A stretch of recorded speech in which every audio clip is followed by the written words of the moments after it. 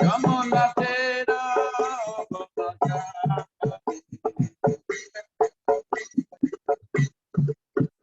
Jaya Radha Madhava Jaya Hari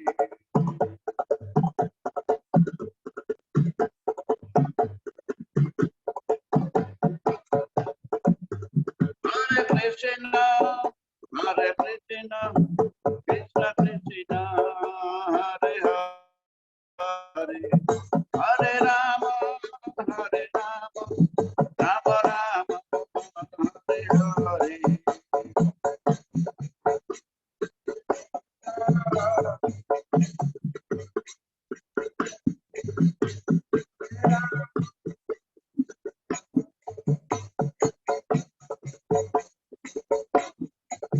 Hare Krishna Hare Krishna Krishna Krishna Hare Hare Rama Hare Rama Rama Rama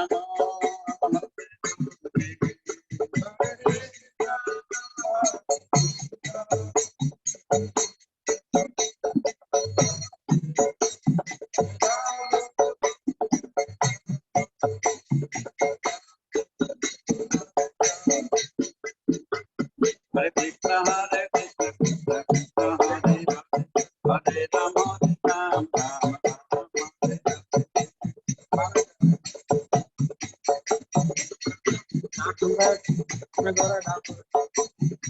Hare Krishna Hare Krishna Krishna Krishna Hare Hare Hare Rama Rama Hare Krishna Krishna Krishna Hare Hare Krishna Krishna Krishna Hare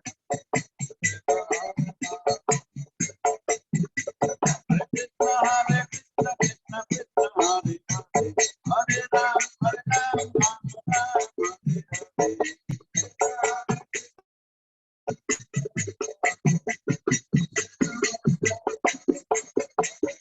Rama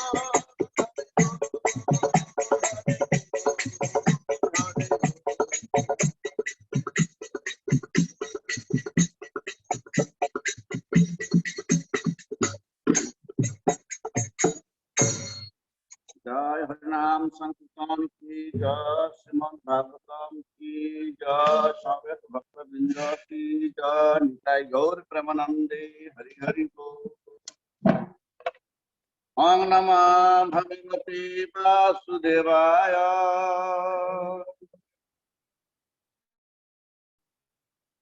ओम नमः भगवते वासुदेवाय ओम नमः भगवते वासुदेवाय नारायणं नमस्कृतं नरं चैव नरोत्तमं देवी सरस्वतीं व्यासं ततो जयमुदीरये नष्टप्रायेषु अभद्रेषु नित्यं भागवतं सेवया भागवतमुत्तमं श्लोके भक्तिर्भवति नैष्टिकी मुखं करोति वाचालं पंगुलंघयते गिरिं यत्कृपातमहं वन्दे श्रीगुरुदिनतारिणि परमानन्दमाधवं श्रीचैतन्यदेव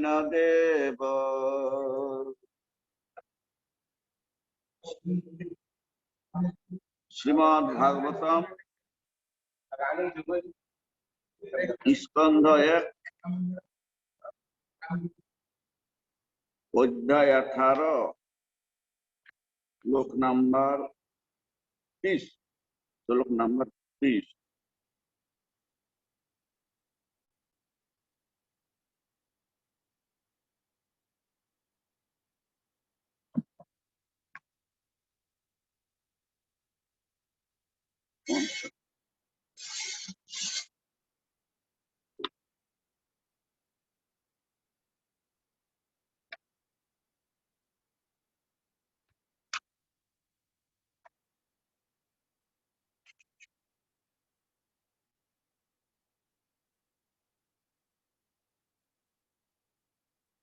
चलता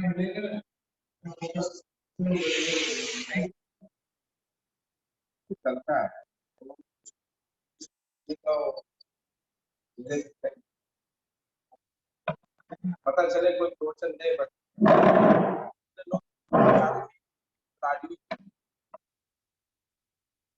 स तो ब्रह्म ऋषिरंसे स तो ब्रह्म ऋषिरंसे गत असुम ऊर्गम रुषा विनिर्गच्छन् धनुक्कट्या विनिर्गच्छन् धनुक्कट्या निधाय पुरमागत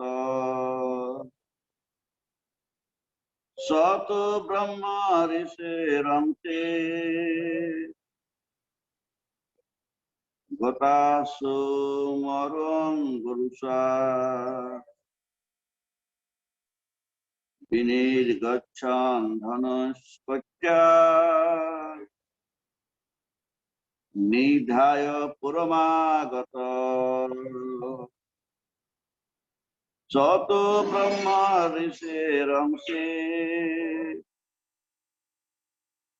गतासुमौर्गमारुषा विनिर्गच्छन् धनुष्कट्या निधाय पुरमागत स तु ब्रह्म ऋषिरंसे गतासुमौर्गमारुषा विनिर्गच्छन् धनुष्कट्या पुरमागतः स तु ब्रह्म ऋषिरंसे गतासुमौर्गमारुषा विनिर्गच्छन् धनुष्कट्या निधाय पुरमागत। शिल प्रभुपाद के शब्दार्थ अनुवाद तात्पर्य। ब्राह्मण बालक द्वारा महाराज परीक्षित को साफ श्लोक नंबर 1 अध्याय 18 ये श्लोक नंबर 30 अध्याय 18। स राजा तू किसी ब्रह्म ऋषि ब्राह्मण ऋषि के अंश से कंधे पर गत असुम निर्जीव उर्गम सर्प रूषा क्रोध से विनिर्गच्छन जाते हुए धनुकट्या धनुष के अग्रभाग से निधाय रखकर पुरम महल को आगत वापस आए। अनुवाद तत्व। इस प्रकार अपमानित होकर राजा ने लौटते समय अपने धनुष से एक मृत सर्प उठाया और उसे क्रोधवश मुनि के कंधे पर रख दिया। तब वे अपने राजमहल के लौट आए। राजा ने मुनि के साथ जैसे को तैसे का व्यवहार किया। यद्यपि वे इस प्रकार के मूर्खतापूर्ण कार्यवाही के अभ्यस्त न थे, भगवत इच्छा से राजा ने लौटते समय अपने समक्ष एक मरा हुआ सर्प देखा और सोचा कि जिस मुनि ने उन्हें इस प्रकार उपेक्षित समझा है, यदि उनके गले में मृत सर्प के माला पहना दिया जाए तो वे भी इसी प्रकार उपेक्षित हो जाए। सामान्य व्यवहार में यह अधिक अस्वाभाविक न था, लेकिन एक ब्राह्मण मुनि के साथ महाराज परीक्षित का यह व्यवहार निश्चित रूप से अभूतपूर्व था। वह भगवान के इच्छा से ही हुआ। तो इस श्लोक से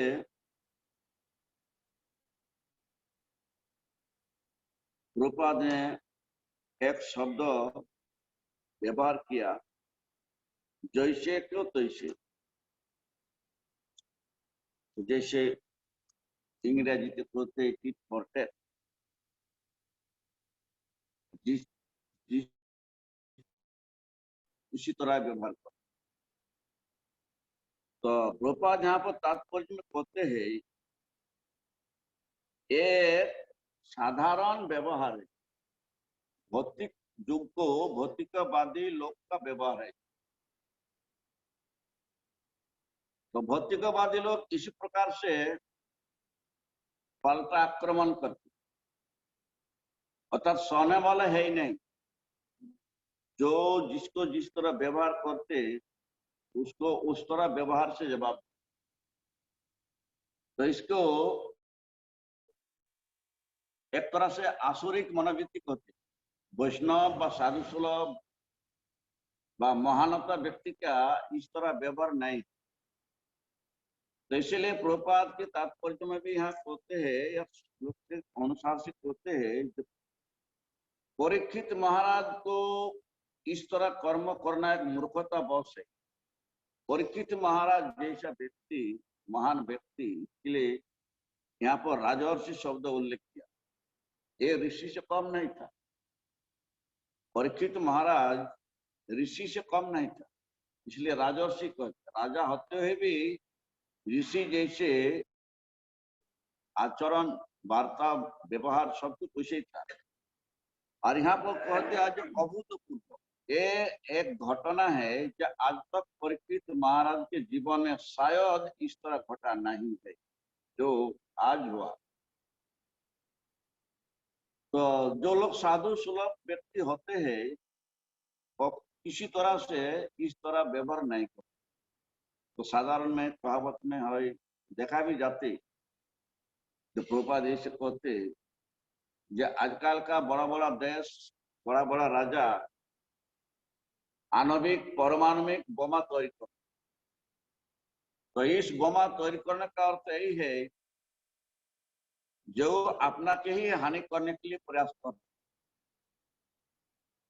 कारण जब कोई राजा दूसरा राजा के प्रति एक आणविक व पारमाणविक बोमा निक्षेप करे, वो राजा क्या करेगा, दूसरा स्वयं प्रकार का इस राजा के ऊपर उसी प्रकार का अस्त्र प्रयोग करते। तो एक प्रकार से इस प्रकार से अस्त्र से हानि ही हानि और उभय तरफ ही क्षति था। लेकिन इससे सबसे बेटर रास्ता है और इसके समझौता कर ले तो इस प्रकार का आणविक पारमाणविक अस्त्र तैयारी करने की जरूरत ही नहीं। इसमें देश के शांति तथा श्रृंखला नहीं होती, परंतु इसलिए देश के और ज्यादा क्षति होते और देश के विनाश का भी एक कारण बनते। तो हम खुद अपने ही अपना का विनाश करने के लिए प्रयास करते। तो इसको कहते आसुरिक व्यवहार, जैसा के तैसा।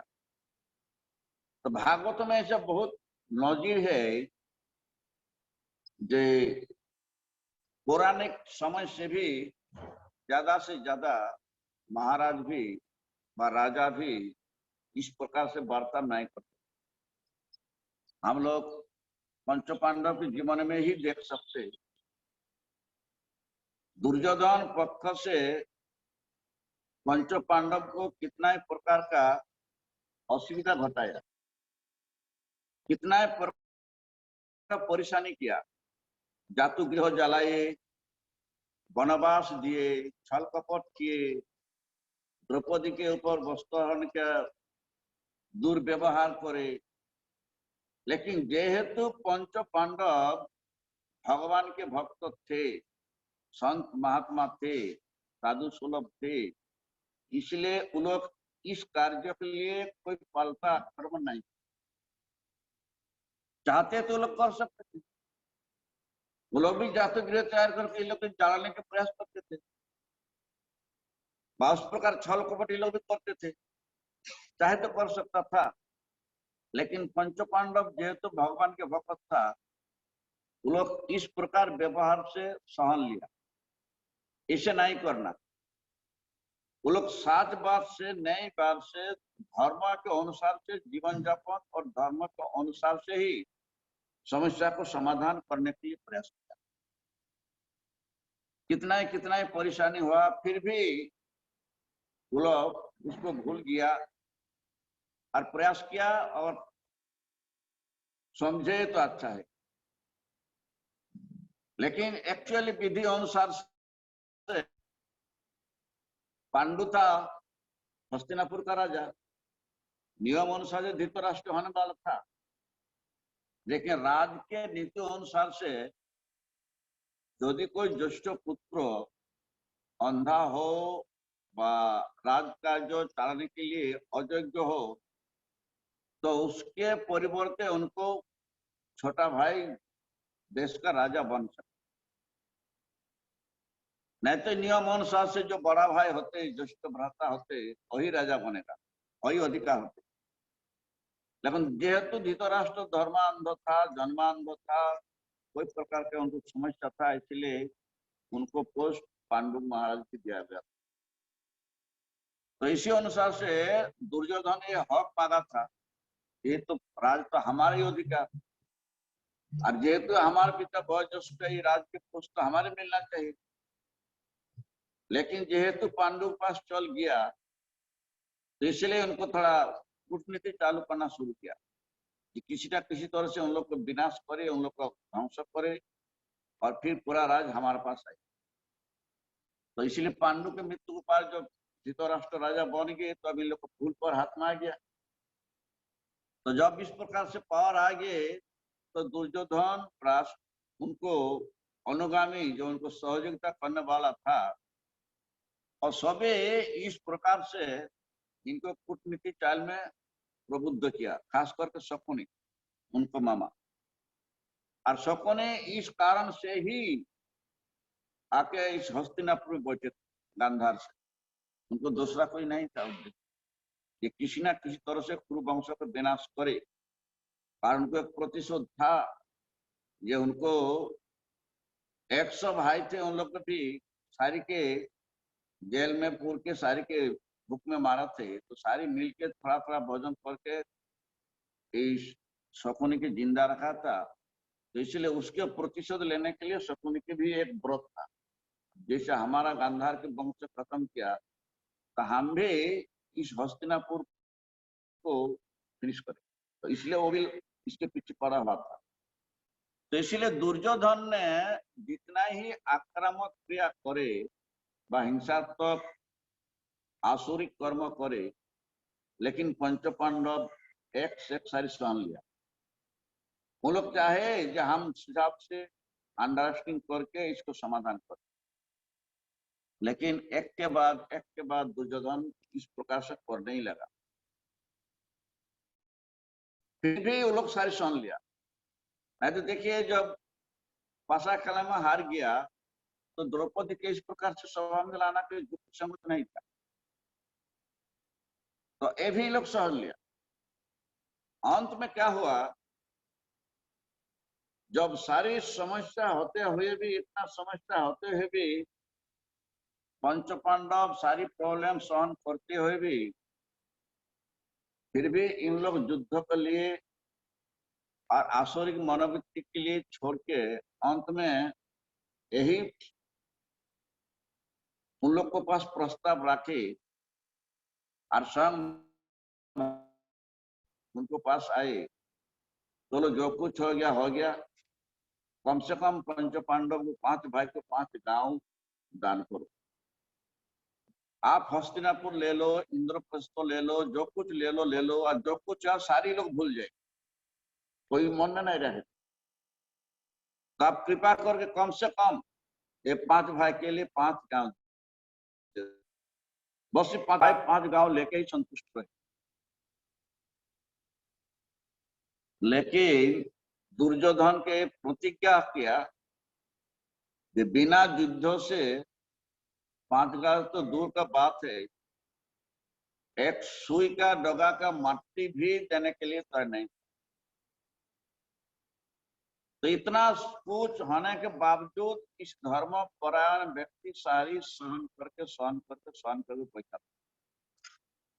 तो प्रभुपाद यहाँ पर तात्पर्य कहते हैं जे यही भक्त का लक्षण है, भगवान के जो भक्त होते उनको यही लक्षण है, कभी हिते प्रतिहित करने के लिए प्रयास नहीं करते। जब कोई गलती करते हैं इसका मतलब हम भी गलती करें, कोई दुर्व्यवहार करे इसका मतलब हम भी दुर्व्यवहार करे, तो ये एक आसुरिक मनोवृत्ति होते और भौतिकतावादी मनुष्य के ये इच्छा। तो इसलिए हमारा देश कितने कितने युद्ध शुद्ध इसी परिप्रेक्षित हुआ। वो हमारा देश आक्रमण करे, हम उनको देश आक्रमण करे, तो हम एक आणविक बोमा पारमाणविक बोमा सृष्टि किए तो हम भी उसी को सृष्टि कर रहा है। वो एक बम निक्षेप करे तो हम भी 2 बम निक्षेप। तो इसमें कोई समस्या का समाधान नहीं होता। एक देश दूसरा देश के हानि करते, क्षति करते और विनाश के रास्ता करते। तो इसीलिए यहाँ पर कहते हैं, एक साधारण कहावत कहते हैं, जो बुद्धिमान व्यक्ति होते और किसी कुत्ता किसी कामड़ाए किसी काटे तो इसके मतलब ये नहीं हम कुत्ता काटे, कोई सांप किसी को काटे तो इसी मतलब हम एक सांप काटे। तो इसीलिए कुत्ता जो काटे व सांप जो काटे तो सांप के विष दांत तोड़ दो, फिर उसको कोई असर नहीं होगा। तो इसी प्रकार जो बदमाशी करेगा, दुष्टामी करेगा, क्षति करेगा, तो उनको इस तरह से सबक सिखा जो दोबारा और इस प्रकार नहीं, इसी प्रकार से सबक सीखे नहीं जा वो किया तो हम भी कर दिया, तो इसको कह देते आसुरिक मनोवृत्ति। तो इसलिए प्रभुपाद यहाँ पर कहते हैं, राजा ने मुनि के साथ जैसा कि तैसा का व्यवहार किया, यद्यपि वे इस प्रकार की मूर्खतापूर्ण कार्यवाही के अभ्यस्त न थे। मुनि इनके सत्कार नहीं किया, मुनि इनके स्वागत नहीं किया, तो राजा से चलो मुनि मेरे को उपेक्षा किया, मुनि मेरे को अपमान किया तो हम भी उसके अपमान किया। इस प्रकार से अपमान करेगा, साधारण लोग तो फूल का हार मार डालते तो हम सांप का हार मारा, तो अपना अपमान लगेगा उसको। अरे सर्प का हार कोई पड़ते, माला कोई पड़ते नहीं पड़ते, तो सर्प का हार सर्प का माला डालते। तो इस प्रकार के राजा ने सोचा मैं भी अपमानित हुआ तो वो भी अपमानित। तो प्रभुपाद कहते हैं ये साधारण व्यवहार है, अर्थात भौतिक व्यवहार है। तो महाराज परीक्षित जैसे जिसको राजर्षि कहा जाता, अर्थात ऋषि जैसा हमेशा के लिए आचरण करते, आयकार युग में हम लोग त्रेता युग में भी देखे, दापर युग में भी देखे, सत्य युग में भी देखे, वहाँ बराबर राजा महाराज लोग भी साधु संत के निर्देश अनुसार से राज्य कार्य चलते। उनको कुलो गुरु व कोई भी महान संत जब आते उनसे सुझाव लेते, व राज में कोई प्रकार संकट आते तो उनसे जाके सुझाव लेते और उसी अनुसार से चलते। और राजा के तो लिए कोई भी समस्या आते उनके जगह शरणागत लेते, पूछते निश्चित किसी समाधान कर। और इसी प्रकार से गुरु अर्थात साधु महात्मा जिस प्रकार के आदेश पद देते उसी अनुसार से राजा कार्य करते। तो इसलिए हम लोग रामचंद्र के अमल में भी देखे, दशरथ महाराज, कुलगुरु वशिष्ठ, विश्वामित्र, ये लोग महान महान राजा थे, महात्मा थे, साधु संत थे। राजा के पास तो बहुत धन संपत्ति कुछ भी कर सकते थे, लेकिन नहीं, ये लोग साधु संत के अनुसार से, मत अनुसार से, सुझाव अनुसार से चलते थे। और कभी साधु संत के लिए कोई दुरुपयोग व कोई कटु बात व कुछ इस तरह नहीं करते। उन लोग हित होते जब सुविधा था वही व्यवस्था करते। हमेशा के लिए हम बोलता राजा करो। और परीक्षित महाराज भी ऐसा एक महान व्यक्ति थे, भगवान के शुद्ध भक्त थे। जो अभी यहाँ पर उल्लेख किया, आज तक जीवन में परीक्षित महाराज इस तरह कोई भी काम नहीं किया जो आज इस तरह किया। साधु के ऊपर अपमान किया, बा साधु के बिना कारण से, बिना सूझबूझ में इस प्रकार का एक साधारण काज किया जो भौतिकवादी लोग करते हैं। तो इस प्रकार से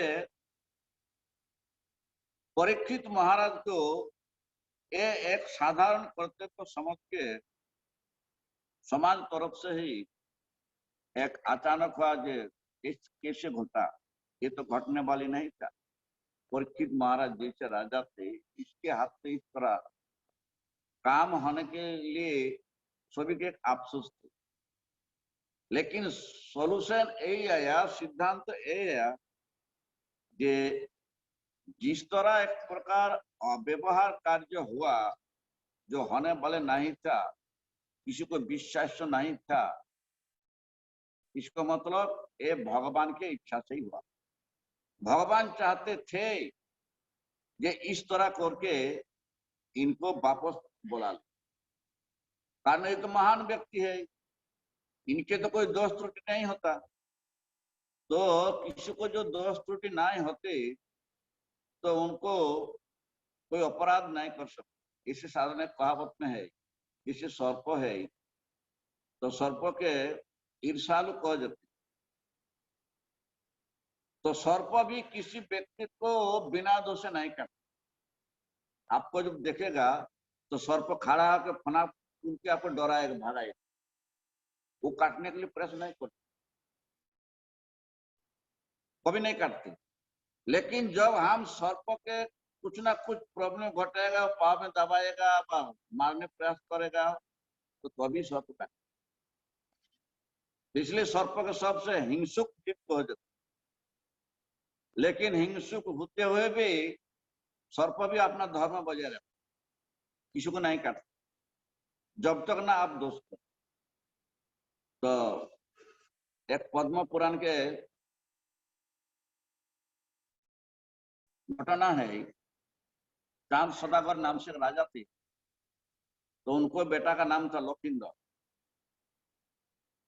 तो चांद सदागर शिव के परम भक्त थे, इतना भक्त थे जो शिव के पूजा किए बिना कभी एक ढक पानी भी नहीं पीते। पहले शिव के पूजे और शिव के पूजा करने के बाद एक खाना व दूसरा किसी पूजा जो कुछ करे, लेकिन शिव के पहले पूजा, कितना शिव के भक्त थे।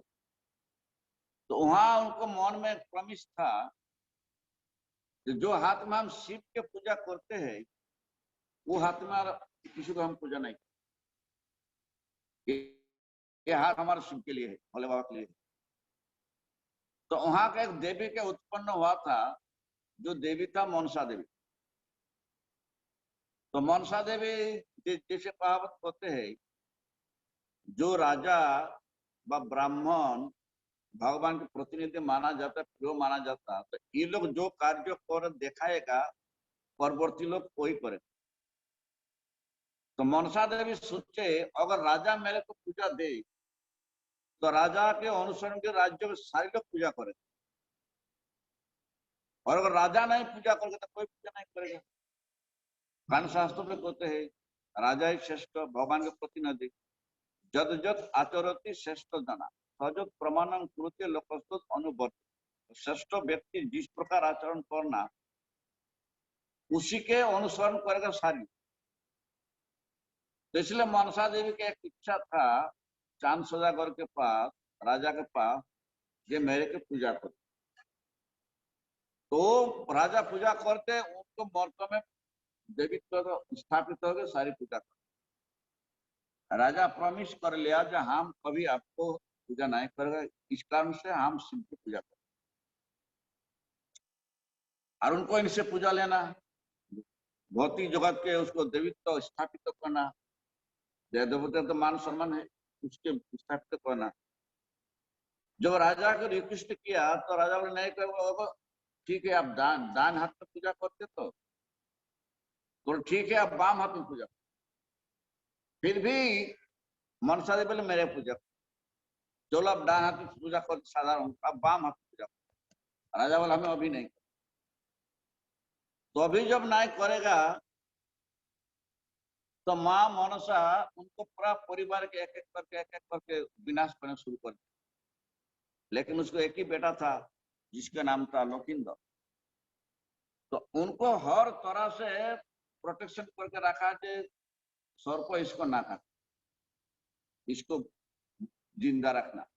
बाकी तो परिवार के बहुत के सर्प प्रतिशोध लेने के लिए बहुत के काटा। लास्ट में काटने के बाद मनसा देवी बोले अभी हम आपका बेटा का भी मारे जब तक आप हमारा पूजा नहीं करें। लेकिन बोला आप इसी हाल से हम आप पूजा नहीं। तो बेटा का हर समय पारा दे के रखा। तो बेटा जब शादी हुआ तो बोले अब शादी के टाइम तो पति पत्नी अलग रहेगा, उसी समय तो उसके पास कोई नहीं रहेगा। तो बोले इसी समय तो सर पे काट सकते। तो राजा बोले ऐसा है, ऐसा काम करो, लोहे का घर बनाओ। लोहे का घर इतना स्ट्रांग, कोई वहां पर छिद्र कोई नहीं रहे। तो जो घर बनाने वाले है लोहे का उनको बुलाया, बोले तुमको जितना मर्जी जो चाहिए चाहिए ऐसा घर बनाओ जो उसमें कोई जनाला कोई छिद्र कुछ नहीं रहेगा, कुछ प्रवेश नहीं करे बाहर से, जो हमारा बेटा और बेटा बहुत दोनों सेट। तो बोले ठीक है हाँ वैसे करे, आपको दक्षिणा मिल जाएगा। बोले कोई बात नहीं। तो लोहे का बासवर घर बने उसको बेटा के लिए, नूतन बहू नया बहू बेटा रहेगा। तो लोहे का घर बनाया। तो लोहे का जब घर बन रहा था तो उसी समय मां मनसा सर्प रूप से जो घर बनाने वाले था उनको पास है आके बोले कि आप क्या चाहते हैं हमारा पूजा ना हो, आप लोहे का घर बना रहा। तो बोले आप ठीक है आपको भी सम्मान हम रख देगा लेकिन आप हमारे पास रख, नहीं तो आपका पूरा परिवार हम।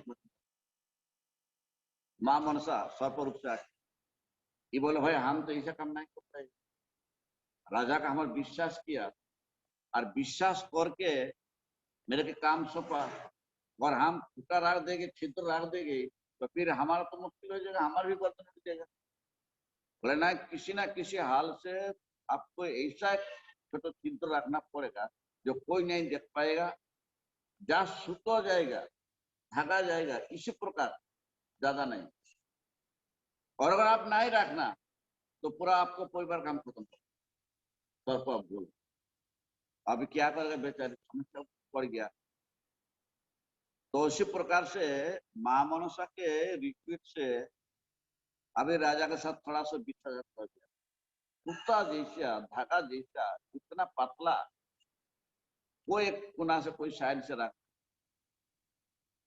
अभी बासवा घर में बेहुला लखिंदर में है। अभी रात में मनसा देवी सर्प रूप से आई और सर्प रूप से आके उस छिद्र में प्रवेश किया।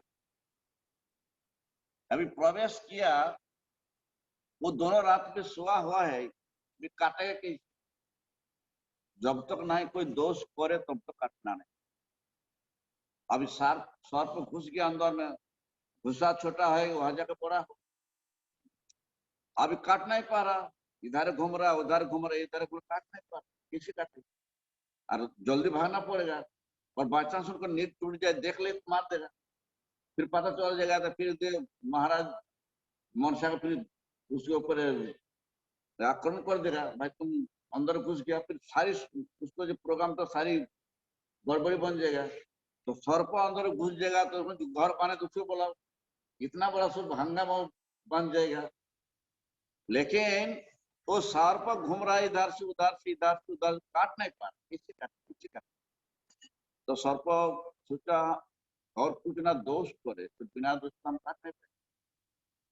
तो सर्प क्या किया, उसको खाटिया में उठ गया और खाटिया के उठ में उसके पाव का सामने सो गया। हजार लोग जो सो गया थोड़ा सा तो इधर उधर हो गए, पाव में थोड़ा सा उसको आघात करे, थोड़ा सा उसको भी कापे, वो दोष मिल जाएगा, पॉइंट मिल जाएगा। ये सब के धीरे धीरे धीरे धीरे खाट में उठो, और खाट में उठने के बाद जो उनको बेटा लखींदर जिस साइड में सोआ है उसको पाव के सामने अच्छा पल छू वो सब, तो उनको नींद नींद से कोई थोड़ा नींद टूट जाता, तो इस पास से उपास हो जाते, तो होते तो कैसे पा उनको ऊपर रख दिया, जे उनको ऊपर रख दिया तो फटक से काट, जे काट दिया तो पता चल गया, जब पता चल गया तो उड़ गया, जे उड़ गया तो शादी का समय जो सुपारी काटने वाले क्या बोलते वो जाते रहा, तो उनको उस दिन था इस साथ में, तो जब नीचे उड़ गया देखा सर्प, जे सर्प देखा तो उसके ऊपर छोड़ा, तो सर्प लेज में लगा, तो लेज टूट, फिर सर्प फिर छोटा को उधर से निकला, इसलिए जो कालिया नाग होता है उसका लेज थोड़ा काटा होता, थोड़ा छोटा होता, उसमें वो लखींदर काट दिया। तो एक कहने का तात्पर्य यही है, जब तक ना किसी को दोष करते, हिंसा करते, तब तक काटता नहीं, सर्प भी हिंसक होने के बावजूद ही, तो वैष्णव तो कैसे कर सकते। तो इसी प्रकार से यह कहते हैं कि परीक्षित महाराज ऐसे एक व्यक्ति थे, ऐसे महाराजा थे, उनको लिए एक काम एक आश्चर्यजनक हुआ। तो इसके फाइनल सिद्धांत वही आया, ये महाराज परीक्षित एक ब्राह्मण ऋषि व किसी को प्रति इस प्रकार दुर्व्यवहार नहीं करते, हजार भी दोष करे, कारण आकार का नियम अनुसार का हम लोग कोई भी देखते, जिस प्रकार से वो लोग साधु सुलभ के व्यवहार करते, तो इसलिए यहाँ पर कहते हैं ये भगवान जब किसी को चाहते हैं तो भगवान किसी ना किसी उनके लिए दोष निकालते, बिना दोष से उसके उठाना बड़ा मुश्किल। तो भगवान चाहे, अभी भगवान चाहे ये महान ऋषि है, राजर्षि है, इनके तो कोई दोष हो भी नहीं सकता है, और गाय हो सकता है, इसके कैसे हम इस संसार से उठाए और उसको धर्म जो है भगवान के प्लेन है उसका हम कैसे विस्तार करें। तो भगवान भी इसके योजना बनाए, चलो राजा के आप किसी न किसी प्रकार से माया जाल में फांसे, और राजा उसमें फांस के इस प्रकार थोड़ा सा भी गलती करे, गलती कारण से उसके बाद हमारा प्लान से आई, तो इसी कारण से भगवान के योजना अनुसार से परीक्षित महाराज के इस प्रकार से एक व्यवहारिक कार्य करने के लिए मजबूर, और इस व्यवहारिक कार्य करने के बाद परीक्षित महाराज को तो अफसोस हुआ, इसलिए जिंदगी के कभी साधु संत को अपमान नहीं किया। जब इस घटना हुआ और अभिशाप मिला, तो उस ऋषि ने, श्रृंगी ऋषि ने राजा के पास किया, बोल भाई राजा का तो बताना चाहिए, 7 दिन का उसका मृत्यु हो जाएगा, तो इसको उसको पता ही नहीं चले, तो ज्योति राजा कोई व्यवस्था करे बांचने के लिए, सभी बांचने के लिए प्रयास करते, तो राजा के पास गया, जाकर बोले ऐसे ऐसा है, हमारा अबुझ बच्चा था, आप जो किया कोई गलती नहीं किया, गलती तो हमारा था, आप जैसा महान आपका अंडर में हम साधन भजन करते, सब कुछ करते, हमारा आश्रम में आए, कुटिया में आए, लेकिन दुर्भाग्यवश हम आपको सेवा नहीं कर पाए, आपको सम्मान नहीं कर पाए, इसीलिए आप जो किया हमारे लिए ठीक किया, लेकिन हमारा बच्चा जो किया वो ठीक नहीं, इसलिए आप महान, आपको छुट्टी हो ही नहीं सकती, ये तो हमारा गलती करने हुआ, तो इसलिए ये घटना हुआ, तो इसलिए हम आपको ये सूचना देने के लिए आए, अगर कोई रास्ता है, तो व्यवस्था है, तो आप इसके लिए, कारण आप भगवान के भक्त थे, भगवान आपकी बात सुने, तो अगर कोई भगवान का रास्ता है तो इसके बात दे। और देखिए जो ब्रह्मास्त्र मारा था उसके ऊपर कोई अस्त्र नहीं चल, लेकिन भगवान के ऊपर कोई अस्त्र नहीं, भगवान चाहे तो ब्रह्मास्त्र के नाम, जो मरने वाला मर चुका है उनका चिंता कर, क्या आपका गुरुपुत्र को चिंता करके ले, जमराज के पास तो गया, तो जमराज के पास भगवान बोला भाई हमारे गुरु कहाँ है, बोला तो दूसरा जगह भेज, बस जहां है उसको ले आओ। लो, जो मर गया था फिर जमराज के पास गया था, जमराज तो इसको और कोई जगह निकल दिया।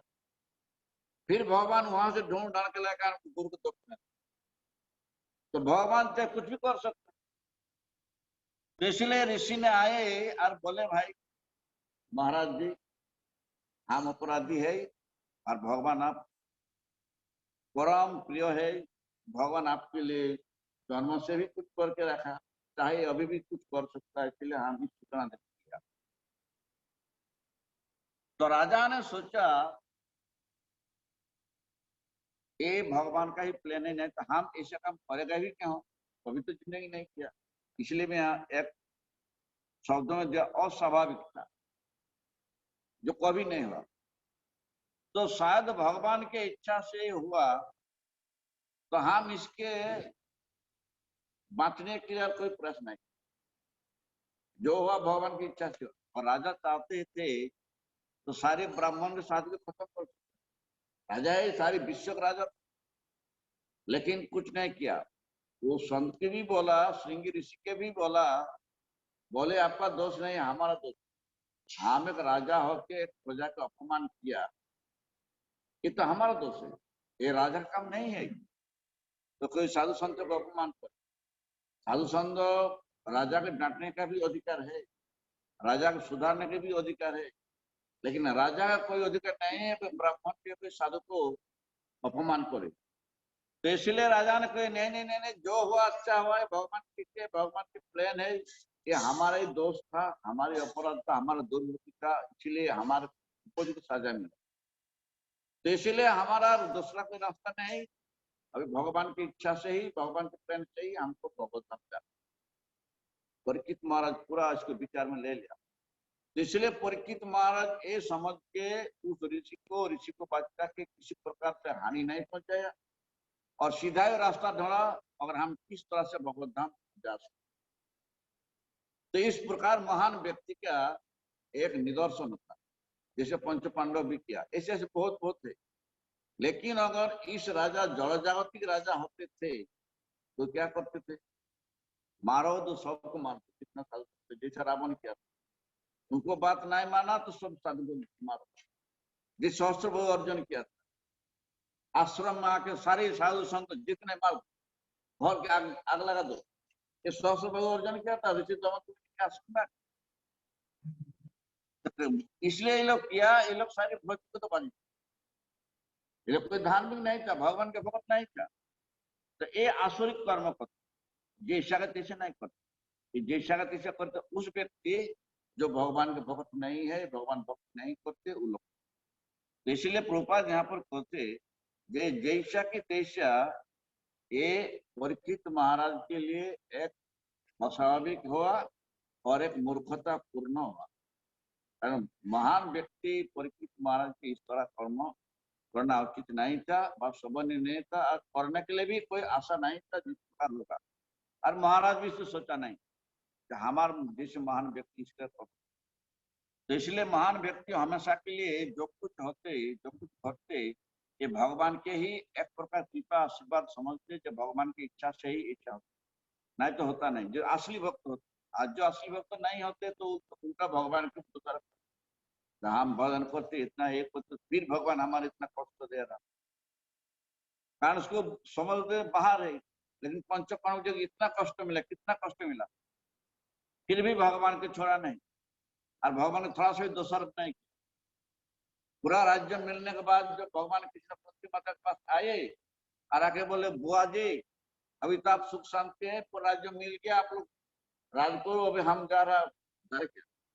कुंती माता बोले नहीं नहीं नहीं नहीं, हमारी राज नहीं चाहिए, हमारा दुख ही चाहिए। इसलिए दुख चाहिए, हम जितना दुख मिलेगा उतना आपको पुकारेगा, आप साथ में है तो हमारा सब कुछ ठीक है। ये असली भक्त का परिचय है। और हम लोग सुख चाहते, दुख आए तो भगवान गाली मारे, सुख आए तो भगवान आपका सुख हुआ, और थोड़ा सा दुख आए तो भगवान गाली, भगवान हमारे लिए एक है, भगवान को।